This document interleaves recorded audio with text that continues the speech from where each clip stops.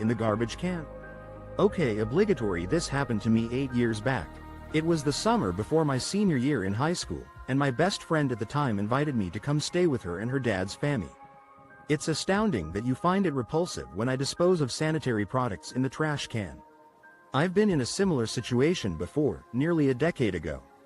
It was the summer before my senior year of high school, and my close friend invited me to spend 2 weeks at her family's house in Florida. Much to my dismay, on a beach vacation, of all places, I experienced my menstrual cycle.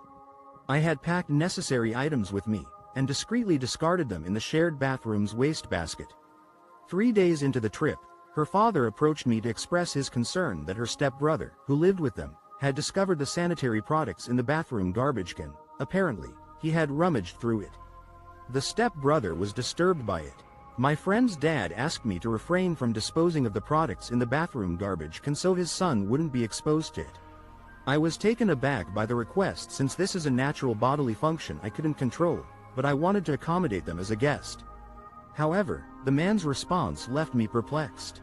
He suggested I hold in my sanitary products until we went out to dinner and dispose of them in a won't honor the contract. Fine. Hope you like hot pink duct tape. Many years ago I was an elected union president at a Fortune 500 company, but I was only in charge of one contracted group. As such, the bargaining power of the main company was much higher than my own, but even a union standoff over safety gear. As the president of a union at a major corporation several years ago, I discovered that sometimes you must stand firm to uphold contracts and ensure worker safety. Although I didn't represent the entire company, I still possessed significant leverage within my contracted group. When the company's contract was transferred from Company A to Company B in 2012, it surprisingly remained unchanged. While Company B inherited the existing contract terms, they chose to dispute several minor clauses. The main point of contention, however, was regarding uniforms. Our collective bargaining agreement guaranteed annual allowances for new uniforms and steel-toed boot vouchers. However, when the voucher renewal time arrived, Company B refused to provide the vouchers, citing a recent wage increase as sufficient compensation for the cost of boots. I explained that a cost of living raise didn't automatically void the contract obligation to provide vouchers, and they responded by claiming they were still figuring out how to provide the vouchers. I agreed to drop the issue, but months later, no vouchers had been issued. As workers spent long hours on campus and their shoes accumulated dirt and chemicals, concerns arose about the condition of their footwear. Many workers complained that their shoes were unhygienic and unsightly, especially when worn in office areas. AITA for dropping my daughter at my MIL's house and not picking her up when requested? My daughter, Tamra, 14, has been going through a terrible phase at home. I, F38, can do nothing right. All she does is argue with me and scream. She will not do her chores and she makes L. Am I the asshole for not picking up my daughter from my mother-in-law's house? I'm struggling to connect with my 14-year-old daughter, Tamra, right now. Her behavior has been challenging at home, and she constantly argues with me. She refuses to do her chores, and it's making life difficult for me and my 12-year-old son. I'm doing my best to get her through this phase, but I know I'm not perfect and sometimes lose my cool. My husband is currently out of town, and his mother, Helen, lives a couple of towns away. Recently, Tamra called Helen when I grounded her for skipping school and vaping with her friends. I had taken away her screen privileges except for her laptop, which she needs for school. Tamra complained to Helen that I was treating her unfairly. Helen, who's usually a level-headed person, decided to chime in and told me that I'm being too harsh on Tamra. She said I should be more understanding and less controlling. I explained that I was punishing her for unacceptable behavior, and that wasn't her problem to solve. Helen countered by saying that she raised 4 sons and didn't have to discipline them in the same way. Tamra, my 24M girlfriend, 24F, basically cheated on me with my best friend, 25M, of 11 years. I need your help, folks. I am not in the greatest mindset and I don't really have anybody to talk to, so I am turning to you guys here. Also, throwaway because they both browse Reddit. So I've been betrayed by 2 people I trusted the most. My 24-year-old girlfriend and my 25-year-old best friend of 11 years.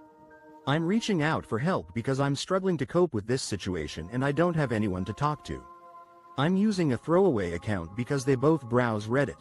I've been in a relationship with my girlfriend for 2 years, and we work together. My best friend has been a part of my life for just as long.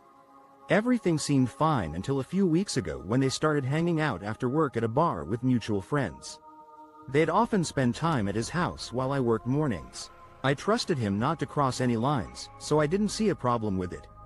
However, my girlfriend revealed that she had developed feelings for him, but assured me nothing had happened between them and she would work on herself and our relationship.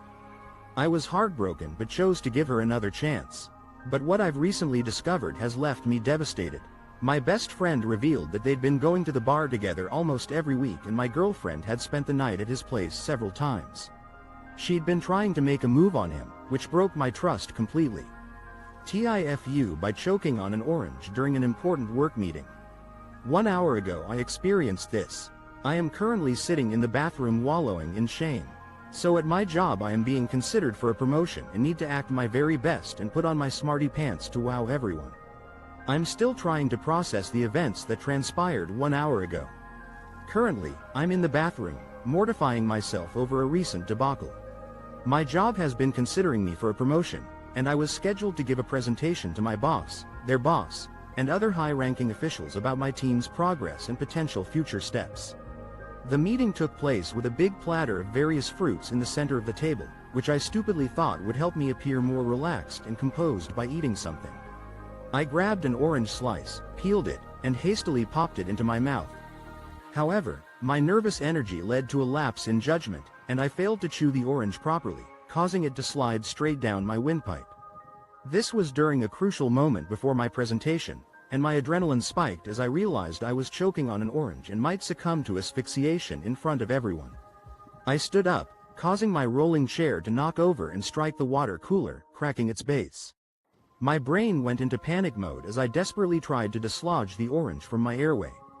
In my frenzied state, I forgot the proper procedure for dealing with a choking situation and instead, WIBTA for divorcing my wife after she thought I was lying about being raped as a child. I 27M and my wife 26F have been married for 2 years and have been together for 6. As context, I was repeatedly raped by my brother's babysitter when I was around 9. She would grope me, a difficult choice. Should I divorce my wife after she questioned my rape? I'm 27 years old, and I've been married to my 26-year-old wife for 2 years, but we've been together for 6. Recently, I've been struggling with the aftermath of being repeatedly abused by my brother's babysitter when I was around 9 years old.